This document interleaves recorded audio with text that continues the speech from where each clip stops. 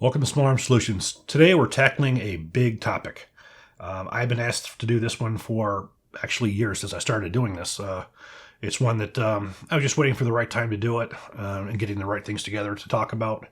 So what we're going to be talking about is what I feel AK47 versus M16.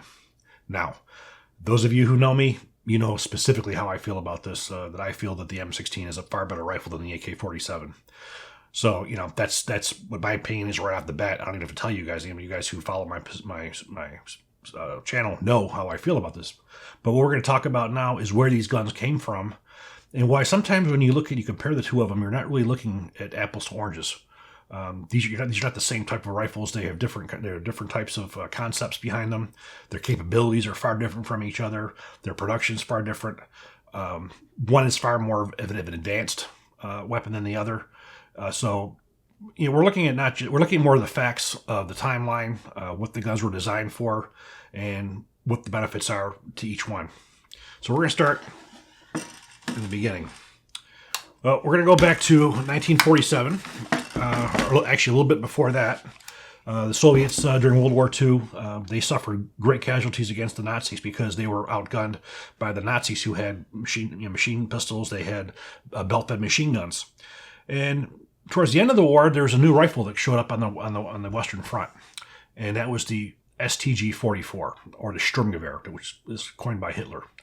This was the first intermediate caliber rifle ever. This is the granddaddy to the modern battle rifle.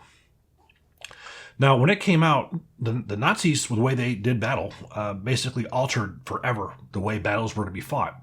You go back prior to World War II, you had the stalemate, you had the long trench warfare, where you had 1,000-yard shots, you had full-power battle rifles that were doing that.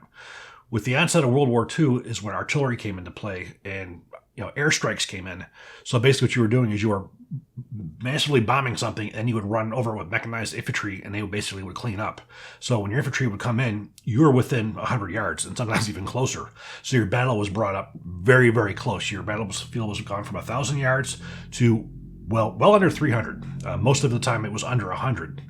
So when you're in close quarter battles like that, your situation very much changes in, first, the power of the cartridge that you need. Also, your ability to deliver high volumes of fire, to saturate areas with fire, because again, when you get into close quarters, you're looking at meeting engagements, you're looking at ambushes. And the only way to survive an ambush is to be able to put a heavier volume of fire down, more accurate fire than your enemy. And you are not going to do that with a full-powered battle rifle. The Sturmgewehr took the larger cartridge and made a cartridge that was intermediate, the 7.92 by 33, which was in between the 9mm and the 7.92 by 33, so it was right towards the middle.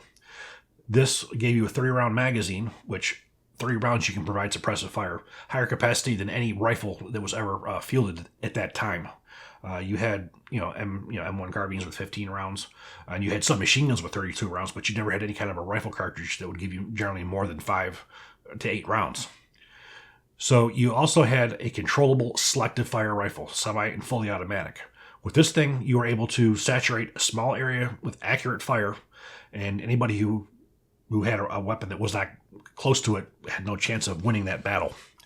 The Sturmgewehr revolutionized the modern battlefield. Now, fortunately for us, and not unfortunately for the Germans, this rifle was, Hitler did not care for it too much. He was very much against it when he was shown it. His response was, but the German military knew that this was the future, and they renamed it MP, or machine pistol, which again, Hitler approved of machine pistols, and production went forward with those, and Hitler ended up showing up on the Western Front to ask his troops what they needed. They said more of these new rifles, and when Hitler saw the new rifles, basically, they couldn't hide it anymore. They went forward with this production, but then when it was saw how effective it was coined the term Sturmgewehr.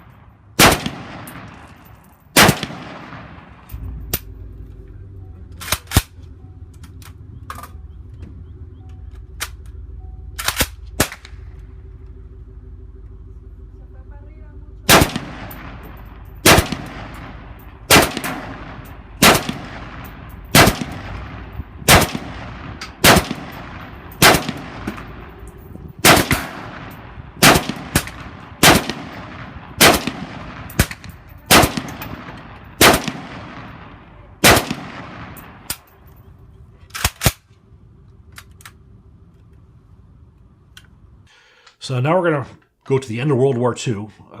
The end of World War II is when Mikhail Kalashnikov, he got injured in a tank battle, went to convalescent. He decided he was going to try to make weapons for his military, and he started developing his own weapons, starting off with a machine pistol.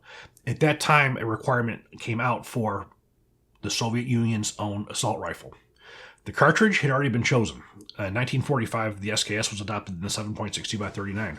Again, an intermediate cartridge. It followed the exact same protocol as the 7.9233 Kurz. In the Russian case, it was between 9mm or 9x18 Bakarov and their 7.62x54R. It sat in the middle of that, and it was a true assault rifle. Cartridge.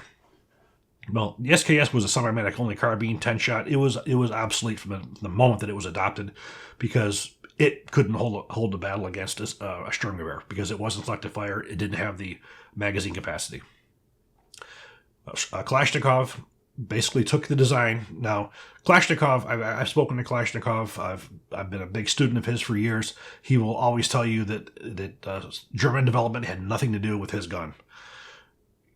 You know, all you can do is look at the evidence. You look at the AK-47, you see what it is. You look at the Sturmgewehr, you look at that. You look at the Sturmgewehr, you have a long stroke piston. You look at the locking system on the AK-47, it comes out of an M1 Garand. It's very similar to that. The magazine looks very similar to that of the Sturmgewehr. The gas system is very similar. The closed sights are similar. If you look at it, basically has the same features that the Sturmgewehr has. And this rifle here was adopted in 1947. However, we never got a chance to see it until the Vietnam War. The initial rifles that went into production in Russia were stamped. However, at the time, the stamping techniques were not good enough or reliable enough, so they ended up going to a one-piece steel receiver. And then eventually they went, I think it was in the 60s or so, they went back to a stamped receiver once they were able to get the technology to make a strong stamped receiver. Well, the Russians had kept these things pretty good secret until the Vietnam War. The Vietnam War, the rifle that you see here is Chinese. Most of the rifles that were encountered in Vietnam came out of China, not Russia, but there were ones from Russian involved. The United States got there, and we had M14s. M14, which is not an assault rifle, it's a battle rifle. It's uncontrollable and fully automatic. It's huge, and it sucked in meeting engagements. Because it did not put out controlled burst of automatic fire. You could not beat an AK-47 in an ambush with an M14. So there was an immediate requirement for America to have their own assault rifle. Well, there was one coming right out at the time by a company called Armalite. The rifle was called the AR-15. Now, when you look at the AR-15 compared to the AK-47, you still have an intermediate caliber cartridge, except the difference is here you have a sub-caliber, which means sub-30, which means 5.56 millimeter. So it used a high-velocity bullet. Instead of having a 123-grain bullet at 2,300 foot a second, you had a 55-grain bullet at 30,250 feet a second. You had massive hydrostatic shock. You had a bullet that came apart on impact. When it would yaw, it would come apart at the cantilever, inflicted horrific wounds. And it was far more controllable even than the AK-47, and it completely blew everything out of the water with the M14. However, this was modern. The AK-47 was steel and wood. This, however, was the first rifle to use aluminum receivers, polymer handguards, and stock. So you're looking at aircraft-grade technology versus World War II standard steel and wood capabilities. So you had two rifles that basically provided similar roles, but in a different way. Operating system on here is not your traditional long stroke that of an AK. This is what we refer to as an internal piston, because you have a gas tube that runs across the top and it goes into a carrier key, and the gas goes down the carrier key, and a piston expansion chamber is made up between the back of the bolt, back of the carrier, and it drives the bolt rearward, directly rearward. So you have an inline construction. So if you look at the way this is constructed and the caliber, this is a far more controllable rifle on fully automatic than the AK-47. The AK-47, you have a very large chunk of metal. When it recoils back, you're getting a lot of recoil that goes upward. Again, nothing compared to that of the M14, but the new M16 AR-15 rifle basically gave the U.S. soldiers a rifle that would beat an AK-47 in combat, for as far as being able to put down a more centered volume of fire, more controllable, and your range. The accuracy of an M16, the accuracy of M16, you're looking at well into 300 yards, 250, 300 yards on a human target. Most AKs, unless you're Henry Chan over at 9-Hole Review, most soldiers are not going to be able to engage much beyond 100 to 150 yards with an AK. Unless you really know what you're doing and you have a decent rifle, you're basically going to be using this rifle on fully automatic at very, very close range. Those of you who are familiar with a lot of the AKs that come into the country, you'll see canted front sights. That's the same way they come for military use. I've seen these rifles in Afghanistan, and I've seen them in Iraq and many other countries throughout the world. And you're seeing a lot of these rifles, they do have canted front sight bases. They don't hold 1 to 2 to 3 MOA. Really good AKs are mostly around 6 MOA. You're talking about military grade AKs. We're not talking about what we're seeing from Bulgaria or countries that are making really high-end rifles, because that's not what you're actually seeing in combat. What you're seeing in combat is basically what you're seeing here. This is a Romanian-made AKM, basically based off of a Soviet AKM. Very, very inexpensive. These probably cost less than $60 to $80 to produce. These things will fail. The barrels will fail with heat before an M16 will. This is what you see in combat. You're not seeing these higher end ones that we're seeing here that we buy commercially. So the M16 was rushed into service because it was needed, because the M14 was not doing the job. I had the opportunity to talk to General Moore. I interviewed him when I did a white paper for Picatinny Arsenal, and I had the opportunity to ask him how much of a difference this rifle made in the Battle of the Yadrang Valley. He said it made all the difference in the world, because that battle was up close and also hand to hand. You would not have been able to have the volume of fire, the controlled volume of fire that you would have had with an M14. M14 wouldn't have done it. This rifle was the rifle for Vietnam. It was perfect for that war, but you had an army. If you watch my video on what happened in the M16 in Vietnam, you will see that there were forces that were traditional. They wanted to stick with their wood M14 at all costs. This rifle was, they were told by the Secretary of Defense to get it to our soldiers and get it in a working order and develop it. They did not. They put it into service. They used ammunition they knew that was not going to work. The rifle failed. You had corroded chambers. You had people who died next to rifles that were jammed because the Army didn't want it. And it wasn't until a congressional hearing in 1968 where it came through that it saw the criminal negligence of the Army. The rifle got its improvements that it needed. It got its chrome bore and chamber. It got its smaller gas port for use with the ball propellant. It had the proper buffer. And after that, people saw very little problems with it. But these two rifles in Vietnam, talking to veterans, people will tell you the AK-47, it was the mud and everything you could do. That gun always worked, but the M16 didn't. Most veterans, they know what they saw. They saw the guns that didn't work. They didn't understand that their guns were malfunctioning because they weren't properly developed. They don't understand that the reason their guns malfunctioned was because of a corroded chamber. There was negligence on the Army's part. They knew they malfunctioned until the guys came around after 68, 69 when the problems were fixed. But if you look at most of the reliability tests that are conducted since the Vietnam War, you'll find out that the M16s mostly come out better, especially in mud, because these are designed so mud can't get into them. It's not that they work better dirty, it's that they're designed so mud can't get into them. So if you close your ejection port cover, there's no way for mud to enter this action. Where if you have an AK-47, mud gets in through here, it fouls up your trigger mechanism. Also, when mud gets right in here on the ejection port, it'll prevent the bolt from closing, which happens on most of the endurance tests that you'll see, and that stops the gun. Those don't necessarily happen with the M16 because it's designed to keep that mud out. So I think there's a lot of misinformation out there of just which one is more reliable under a lot of conditions, because we're talking about the Vietnam War, where you had rifles that weren't finalized.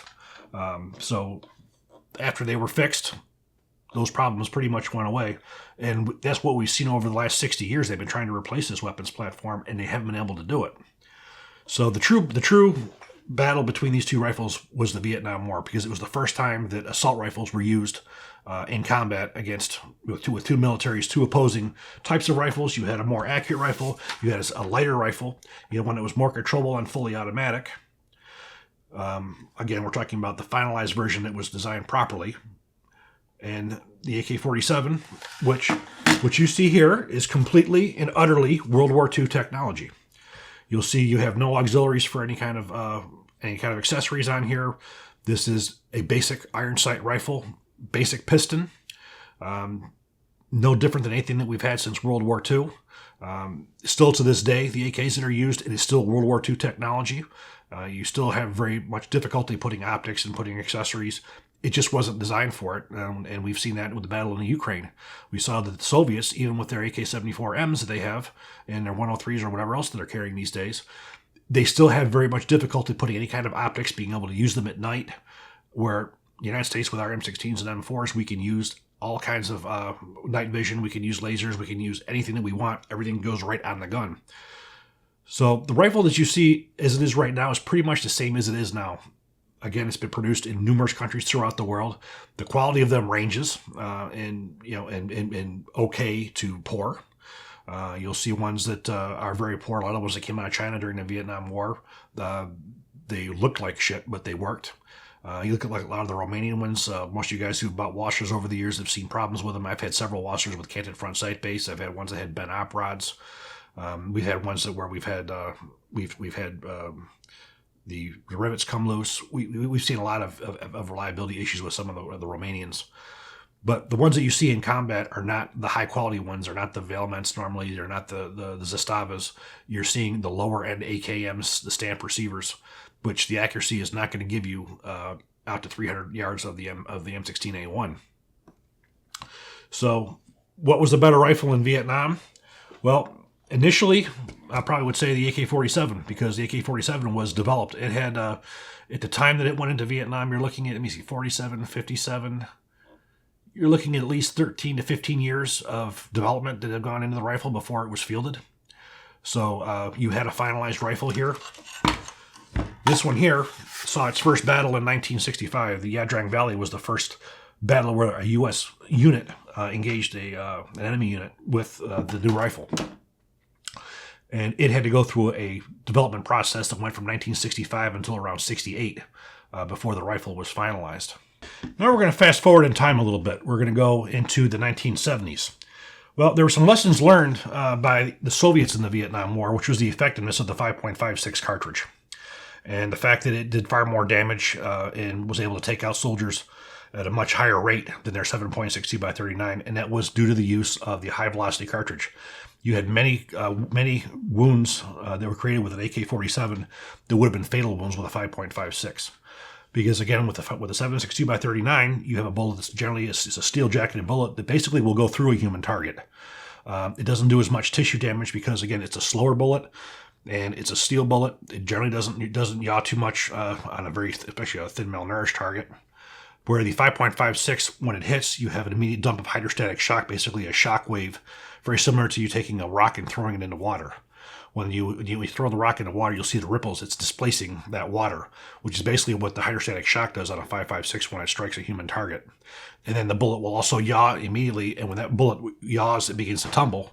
And much of the time, the bullet will come apart at the cannular and form multiple wound channels because the bullet will break apart.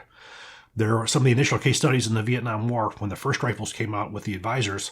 There was one report where Viet Cong was actually shot in the ankle. The bullet it tumbled, went upward, went up his leg, and blew out his abdominal cavity because the bullet became unstable. And also, headshots would disintegrate a head.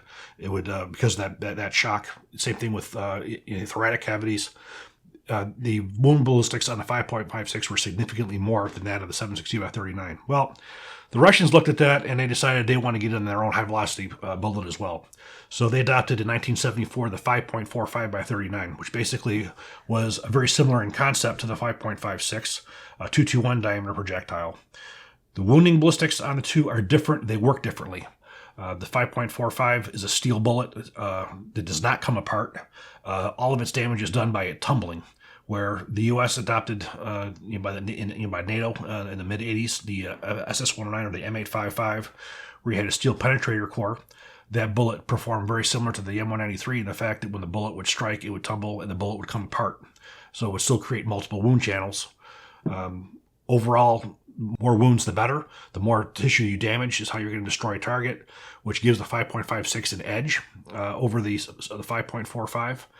But the rifle that Mikhail Kalashnikov was asked to make was, again, basically his same AK-47, same design, chambered down to take the 5.45. Basically, the biggest change was the addition of this muzzle brake device that you have on here. This muzzle brake is probably one of the finest in the world for reducing muzzle climb. The 5.45 is the smallest caliber in use throughout the world for as far as a bullet at .221 diameter. This is probably on fully automatic, one of the most controllable rifles in the world because there's just no recoil. You have this really, really heavy rifle with that smaller cartridge. This muzzle device does an excellent job at eliminating recoil. Gives you quite a bit of rapport, though. Accuracy. This rifle, because it shoots a lot flatter, significantly more accurate than that of an AKM. This one here, I would say, even one of your worst AK-74s, you will still get easy 200 to 300 yards.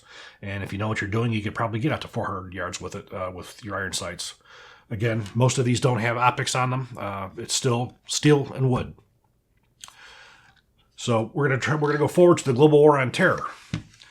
Well, global war on terror, the M16A1 evolved from the M16A2 to the M4A1.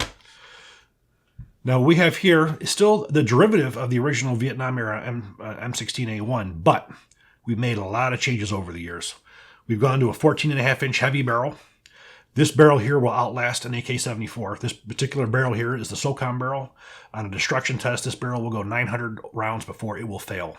So that's continually firing this thing until you actually will have the gun fail structurally, and generally it's the bolt that will fail. You have a much more accurate rifle still with a 14.5-inch barrel over an AK-74 or an AK-47. You have the ability with these 1913 rails to put optics, to put laser designators, flashlights, any kind of external feature or force multiplier that you would want. So a soldier armed with the new M4 can put a laser pointer on here, can wear night vision glasses. He can fight at night, and he can be extremely effective at night. Problem still with the current AK-74Ms. Extremely difficult to get them where you can actually put laser designators on there, and they can use those guns at night. So the U.S. military and our allies who are using these types of rifles can fight at night without any issues, where people who are still using these antiquated rifles, they have a very big, difficult time doing it. This rifle here is still selective fire, so safe semi-auto. The earlier M4s were burst. These rifles are still lighter. This is a little bit heavier because the heavy barrel. This is what's being used now. The M4 is no longer in production for U.S. government. It's all M4A1s with the heavy barrel. This was a major improvement to the rifle. Many of you guys heard about the failures during the global war on terror. These guns would overheat very quickly. Well, the reason was because these were lightweight barrels that weren't designed to be infantry rifles. SOCOM was the first one to find that problem with the fully automatic fire with them overheating, and that's where this barrel came from. Was so this gun could be used as an assault rifle. The U.S. military finally got off their ass and finalized this rifle to make it an assault rifle, and that was done by putting a proper barrel so the barrel would not overheat. You still have the accuracy. You have the rail systems on here. Again, the M4 RAS. This is antiquated by today's standards because it basically attaches to the front and the rear. Free floating is the way that it's done now. This has the front sight base on it. Normally, these are cut off. You do have a backup sight on here. You have a 4-position stock. 4-position stock because, again, with modern day warfare, you're wearing body armor, so you have 4 positions on here.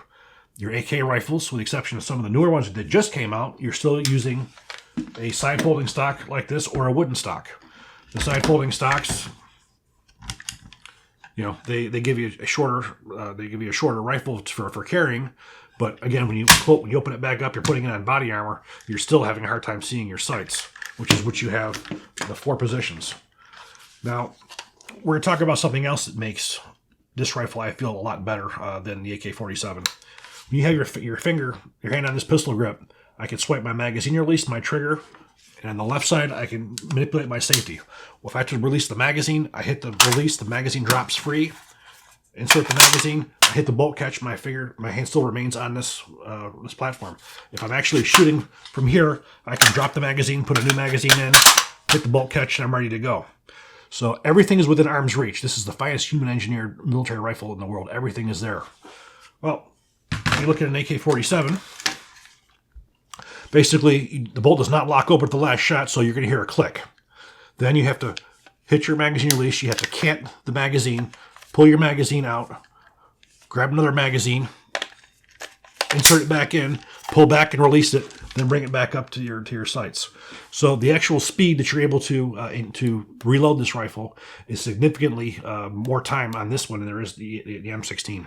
Your safety is very difficult to manipulate. You have to basically move your hand to be able to manipulate the safety on one of these. Where this M16 is always within finger's reach. You have a very short sight radius on here. You lack the ability to put it in good optics. So overall, World War II technology, pre-force multipliers, pre-optics, pre-lasers, World War II technology. Still, after 60 years, this rifle is still being used by major militaries. It's still replacing rifles like this with this operating system because it's evolved into the system that it is now, where it can take all the new technology. It can make our soldier effective at night. It can make them effective at longer range. You can engage targets well out to 500-600 yards with an M4 with a proper optic on it. The round is accurate enough to do it.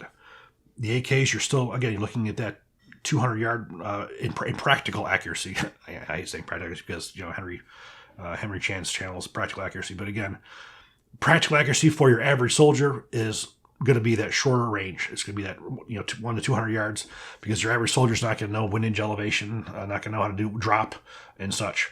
Where you have a flatter shooting bullet out of a more accurate barrel, out of a more accurate system. So if we look at over the years, the controversy has gone on, and still to this day, because both of these rifles are still predominant on the battlefield. Any battlefield you're going to go throughout this world, you're going to see AK-47s versus M16 M4s. Global War on Terror, this rifle did very, very well. If you look at most of the soldiers who came back from the Global War on Terror, they said these rifles worked very, very well, the M4. The biggest problems came when they were being used beyond their design parameters. This was not designed initially as an infantry rifle. It was designed as a lightweight rifle for rear echelon people. It was put into the role as an infantry rifle, and when it was put in and used in combat with heavy fighting, the barrels overheated. Same thing happened to the Germans with the G36. German government wanted a lightweight rifle. That's what HK gave them. Then they actually used them in combat. The guns would overheat. Generally, when a rifle overheats, you have failures to extract. So the cartridge case will get stuck in the chamber. So what did the German government do? They wanted a new rifle because they didn't trust the G36. Now, G36, they could have done the same thing the U.S. government did, and they could have replaced the barrels with heavy barrels. The problem would have gone away. But it took probably halfway into the Global War on Terror before the U.S. government said we need to change the M4s to heavy barrels to make these guns assault rifles. The rifle that we see today, the M4A1, that's being procured by the U.S. government, is the exact rifle that you see here. It's going to have the heavy barrel on here. It's going to have the ambi features on here, the ambi safety, ambi magazine release. It's going to have the backup rear sight. You're going to have some kind of an optic on here, a 4-position stock. This rifle now is designed as a perfect combat rifle. A lightweight, compact, accurate, basically can do anything. This weapons platform can be changed into calibers, different barrel lengths. It can be used as sniper rifles. It can be used as close quarter battle. It can be used as an infantry rifle. AKs, on the other hand, for the most part, they're strictly an assault rifle. To get them to shoot like you would get a Mark 12 to shoot isn't going to happen. To get them to shoot accurately in the short versions, like the AKSU compared to an M4, or like comparing an M4 to a Mark 18, it's totally apples and oranges. The Mark 18 will blow the AK-74SU out of the water for as far as accuracy. The platform's performance speaks for itself.